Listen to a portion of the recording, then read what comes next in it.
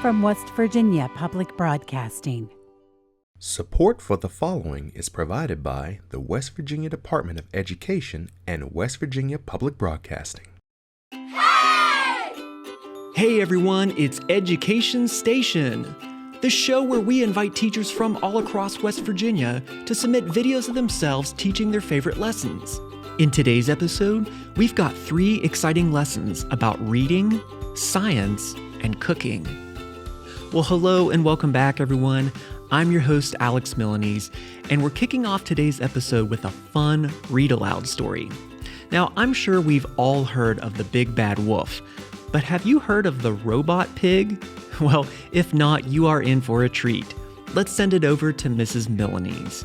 Hello, everyone. My name is Alicia Milanese, and today I'm going to be reading you a story. I found this story on an app called Epic. Epic is a free app that you can download onto a phone, tablet, or iPad, and there are tons of stories to choose from. I chose a really cool one for us today, so let's check it out. Have you heard the story of the 3 little pigs? Well, today's book is a remix of that. It's called The Big Bad Wolf and the Robot Pig.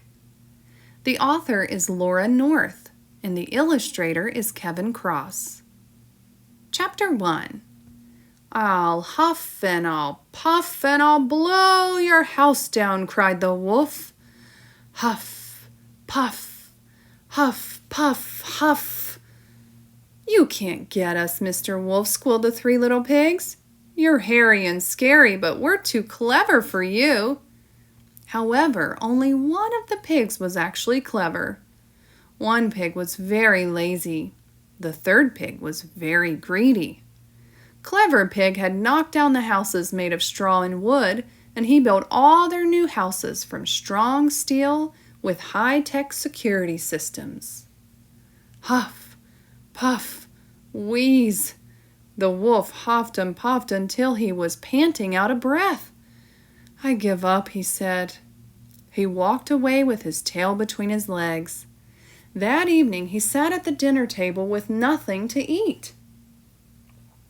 I can't scare pigs anymore. That means no more bacon, sausage, or ham. Just the thought of the juicy meat made the wolf hungrier. He licked his lips. I have to get those pigs. Suddenly, the wolf had an idea. Chapter 2. If I can't get into the pigs' houses, said the wolf, I will make them come to me. The wolf got to work at once. He hammered and banged, and sparks flew everywhere. He used tin cans and an egg carton. He worked all night until finally his creation was ready. I will call him Robot Pig, said the wolf. Robot Pig will knock on the 3 little pigs' door and invite them to a dinner party at my house. He will be the perfect trap, laughed the wolf. He doesn't look much like a pig, the wolf worried. I know, he cried. He went to the cupboard and got out a big tin of pink paint. This will do the trick, he said, pouring paint all over the metal creature. Then the wolf got out a remote control and pressed a big red button. Oink, said the pig. Hello, master. Eureka, shouted the wolf. It works! The wolf looked hungrily at the robot pig. If you weren't made out of tin cans, I would eat you all up, he smiled, licking his lips. Chapter 3. Lazy Pig was having a nap when there was a knock at the door. Who is it? Asked Lazy Pig sleepily. I'm your new neighbor, said Robot Pig. Phew, it's just a big pig. I thought it might be the wolf trying to eat me, sighed Lazy Pig. He slid the door chains off and unlocked the deadbolt. The door swung open. Hello, said the pig robot. I would like to invite you to a dinner party this evening. Oh, yawned Lazy Pig. I really do have a lot of sleeping to do. There will be a big bed full of soft straw and fluffy pillows, added Robot Pig. "Well, in that case, count me in," said Lazy Pig. Next, Robot Pig knocked at the door of Greedy Pig. "Hello, please come to my party. There will be huge plates of cake, jello, ice cream, and milkshakes." "Yes, yes, and yes," said Greedy Pig, drooling. "I'll be there." "My plan is working perfectly," whispered Wolf, peering out from behind a bush. Finally, Robot Pig knocked on the door of Clever Pig's house. "We're holding a dinner party for all the cleverest pigs in the country. Will you be our guest of honor?" Clever Pig was easily flattered. "Of course," he said proudly. The wolf smiled, flashing 2 rows of pointy yellow teeth. "What a feast I will have! Tasty pigs as the appetizer, main dish, and dessert." Chapter 4. Knock, knock, knock. The wolf heard the sound of hooves tapping at his door. 3 juicy pigs were outside. "I don't need to go out for dinner," said the wolf. "I've got room service." The wolf hid behind the cupboard. Using the remote control, he rolled Robot Pig to the front door. "Welcome to my dinner party," said Robot Pig. "Do come in." There was one big empty plate in the middle of the table. "Where's the bed?" asked Lazy Pig. "Where's the food?" asked Greedy Pig. "Where are all of the clever pigs?" asked Clever Pig. "Have something to eat," said Robot Pig. The Clever Pig looked more closely at Robot Pig. "You're only painted pink," he said. "We've been tricked." "Yes," said the wolf as he jumped out from behind the cupboard. "It's time for my dinner." He chased them around the table. "Squeal!" cried the pigs. Chapter 5. The wolf was just about to take a big bite out of Greedy Pig when Clever Pig noticed something. The wolf left the remote control by the front door, he thought. He picked it up and pressed the big red button in the middle. "Oink, oink, oink," said Robot Pig. Clever Pig pushed the lever forward. Robot Pig rolled toward the wolf. "What's happening?" the wolf cried. "Oink, oink, oink," roared Robot Pig. The wolf looked up in terror. "Stop," he cried. "I'm your master, remember?" "You're hairy and scary," said Robot Pig. "Arrgh!" screamed the wolf, and he ran out of the house. Robot Pig whizzed after him on his super-fast robo-wheels. "That Robot Pig saved our bacon," said Greedy Pig. "This is a nice house, isn't it?" said Clever Pig. "Yes," said Lazy Pig. "It could be very comfortable here." Outside, Robot Pig chased the wolf over the hills and out of the village, never to return. The end. That was a fun little twist on the 3 Little Pigs story. So what happened? The 3 little pigs were so clever that they built huge houses made out of steel, and the big bad wolf couldn't get past them. He was afraid he would go hungry unless he created a plan. And so the big bad wolf created a robot pig. He sent the robot pig to invite each of the 3 little pigs to his party. And did you notice that he went to each pig and promised them something that he thought they would like? Do you remember what he promised the lazy pig? He promised the lazy pig that there would be a nice soft bed for him to sleep at. And so Lazy Pig took that bait. Next, he went to the greedy pig. He promised the greedy pig lots of food, cakes and jello, ice cream and milkshakes. And so Greedy Pig agreed. Clever Pig was a little bit more clever, and so they had to appeal to his ego and say, "Will you be our guest of honor because we're holding a dinner party for all the cleverest pigs in the whole country?" And so they all agreed, and they fell into the trap. They quickly realized once they got there that it wasn't exactly what they were thinking at all. And then the wolf jumped out. And the clever pig realized that Wolf had forgotten the remote control to the robot pig laying next to the door. And so Clever Pig picked it up and began to control Robo Pig.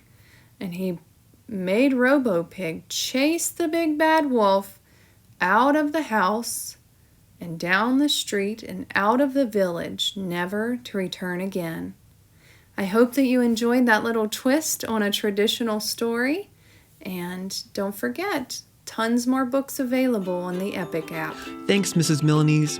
All right, next up, Miss Sinisi is going to take us on a field trip to Joshua Tree National Park. Let's check it out. Good morning, everyone. It's Melissa from Literacy Volunteers, and I'm here in Joshua Tree National Park, and I'm looking at a sunrise and some beautiful rock formations. If you look over my shoulder, you can see all of the boulders there, and you can see all of these wonderful rock formations. When I get back into the office, we're going to do a lesson about the different types of rocks and rock formations that you can find across the United States. It's a beautiful, brisk morning here in Joshua Tree National Park, and I want to watch the sunrise. If I get a picture, I'll share it with you.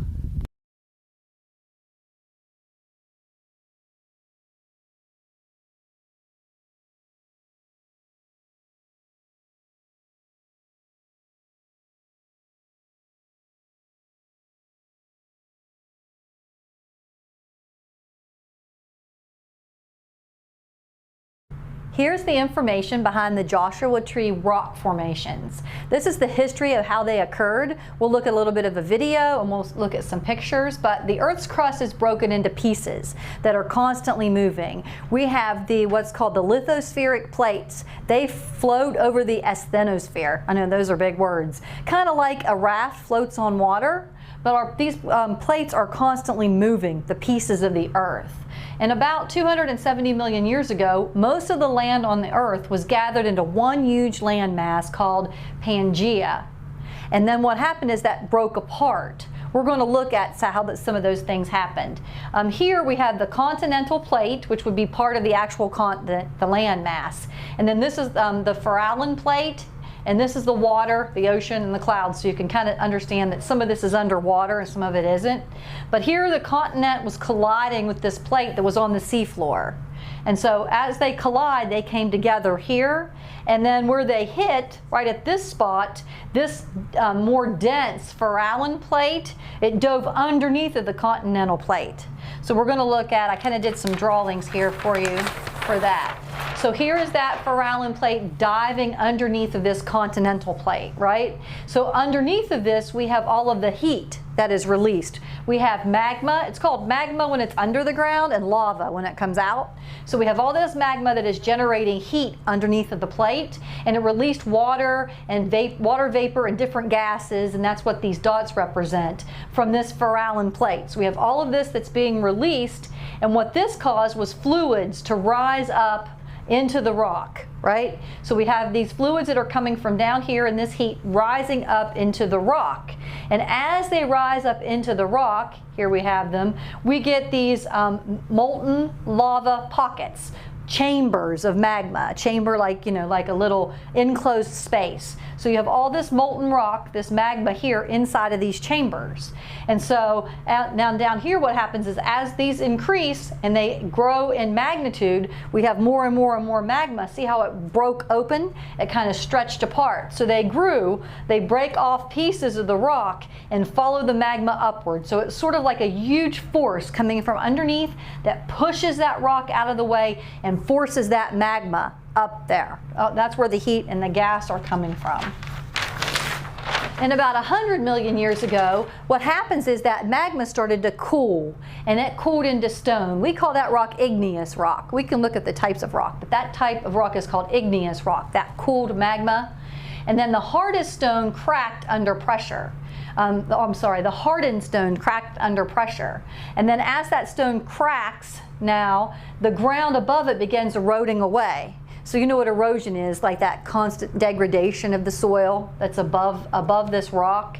And then as it erodes, water seeps into those cracks right here where that stone cracked and slowly turns the nearby rocks to soil. So we have all of this erosion that occurred, and these rocks, pieces of cracked rock, are just lying here on top of each other. It kind of looks like someone stacked the rocks, but they didn't. That's the way they formed. And as that soil wears away, it leaves those towers of the rock we see today. So we're going to look at a little bit of video and some pictures of these rocks, but I wanted to tell you the process by which they were formed first. Thanks, Miss Sinisi. Now for our final segment today, Mr. Coble is going to share some culinary tips with us from the kitchen. Let's check it out. So today we're going to talk about stocks. The French call the term as fond. And it's actually the base for a lot of things that we do, for soups, sauces, even braised items. So what we're going to teach you today is a basic white chicken stock. And the first thing we have to know about is the bones. So when we do white chicken stock, we're going to use bones from a chicken. If you've broken down chickens and you have carcasses left over, you could use those. We actually bought bones specifically for making stocks for our stock unit. And you can see here, this is actually a quarter. This is actually a part of the breast where the breast cavity is. And you can see through there some rib meat. The two things you want to remember when you're picking bones is that you want to have a combination of a little bit of meat and some bone. The bone giving you, extracting out gelatin more than flavor, and the meat giving you more flavor than gelatin. And as you can see, what I'm doing here is I'm just cutting the fat off. Any excess fat you want to cut off, because that could actually render out and cloudy our stock. It can also change the flavor and the appearance, of course. Some of it you have to cut off, but other parts like this one here, you can just get your fingers underneath and pull, and most of it comes right off. Now there's going to be some parts that won't, and you just take your knife and you're just going to kind of cut that off and try to get as much. All right, just take a little bit here. And then what we're going to do is we're going to blanch the bones. So when we do a white stock,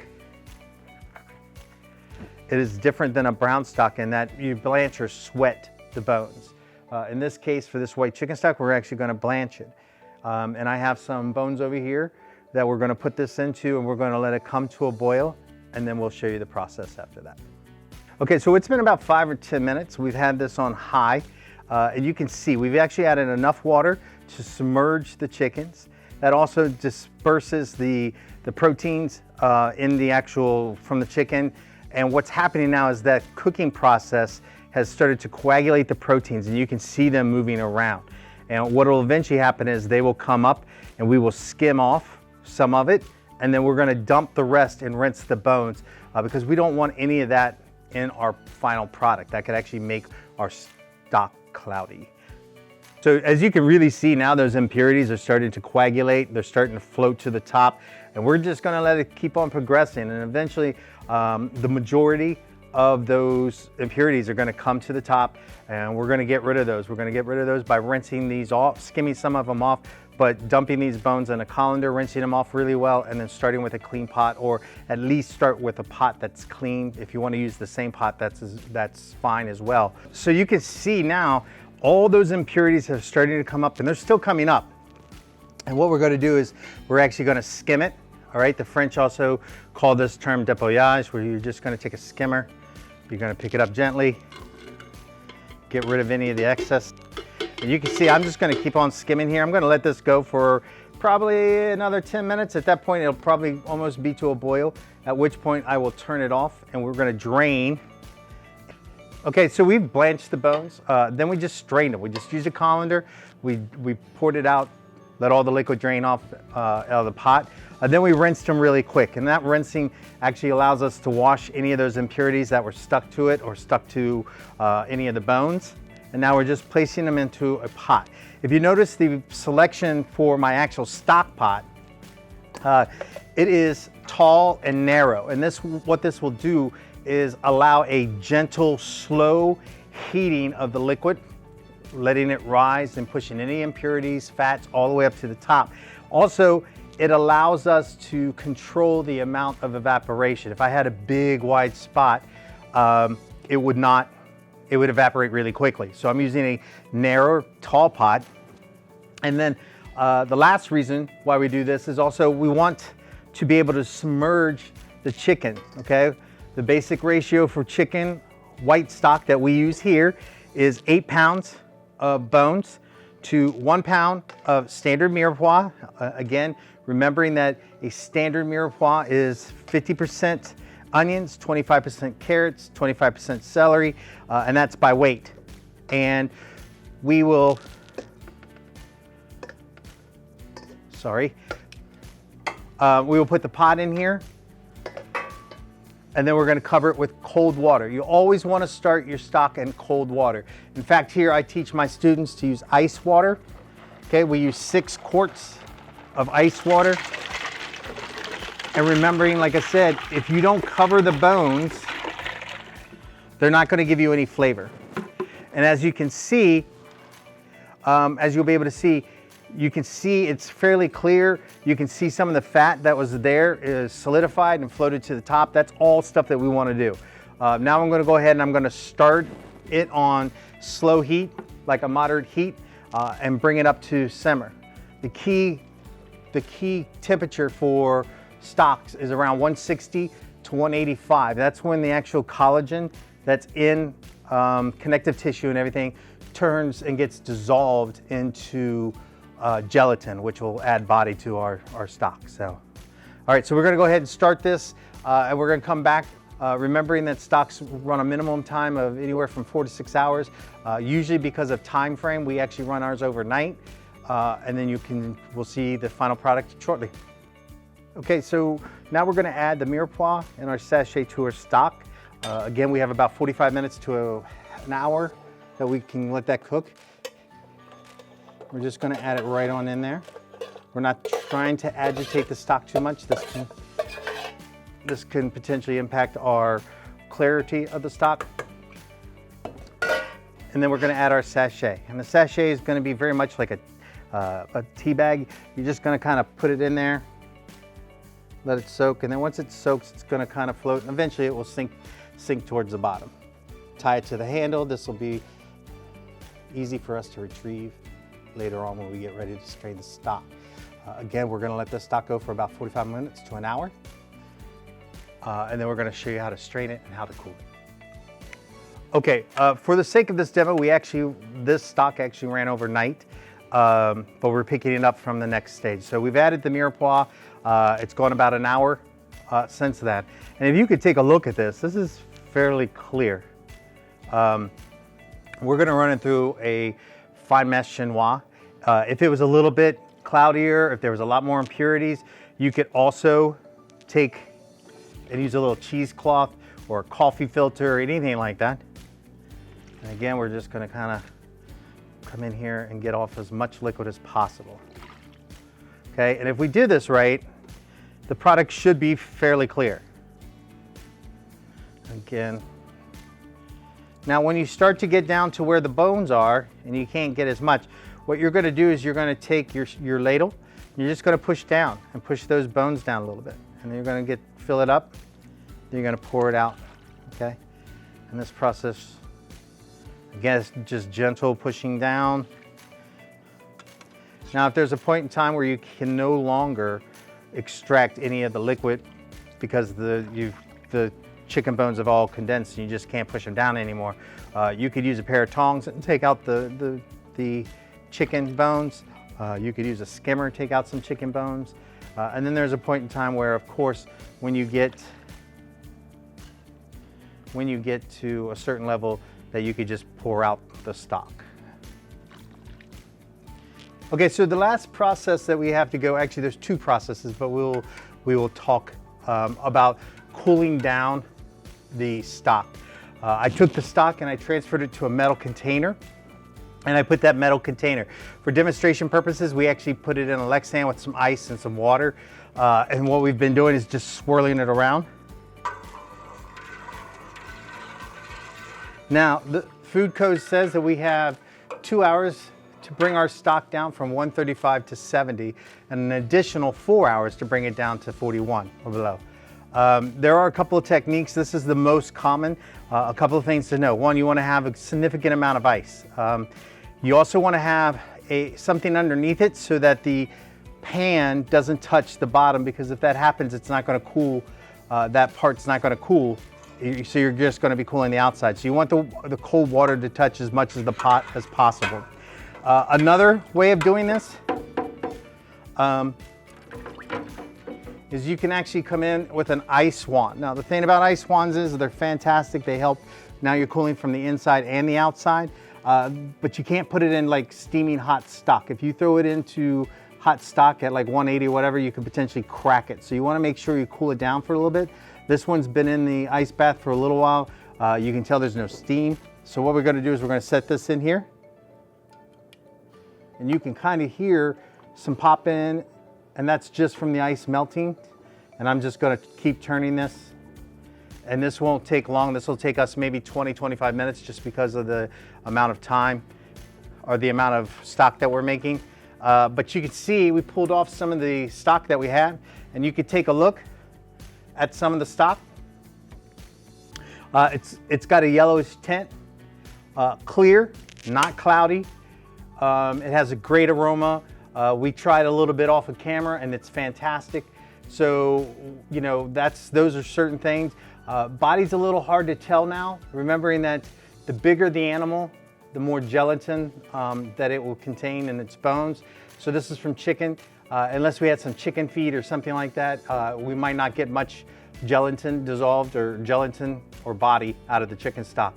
So we want to make sure that we take care of that. So we're just going to go ahead and dump this back in. I wanted you guys to see the nice colors, the clarity. And again, we're just going to keep stirring it, remembering that you have 2 hours to bring it from 135 to 70, and then you have an additional 4 hours to get it from 70 to 41 degrees. At that point, what we do is we actually break down the stock. We put 2 quarts in a gallon Ziploc bag, and then we freeze it. And then that allows us, we freeze it on sheet pans, which allows us to have a flat product, and then we can store it like books in our freezer. So that is this lesson on white chicken stock. Remembering white stock is a general term used for a stock with little to no color. You basically blanch or you sweat the bones. You'll add mirepoix with no color, no caramelization, a sachet, and you're going to let it simmer. For chicken, we're going to let it simmer from 4 to 6. If this was veal bones, because they were larger, you would want to go 8 to 10 or overnight. And that is how we make white chicken stock. Thanks, Mr. Coble. All right, well, that wraps up everything for us here today on Education Station. We want to thank everyone who shared their awesome lessons, and we want to thank you for watching. We'll see you next time right here on Education Station.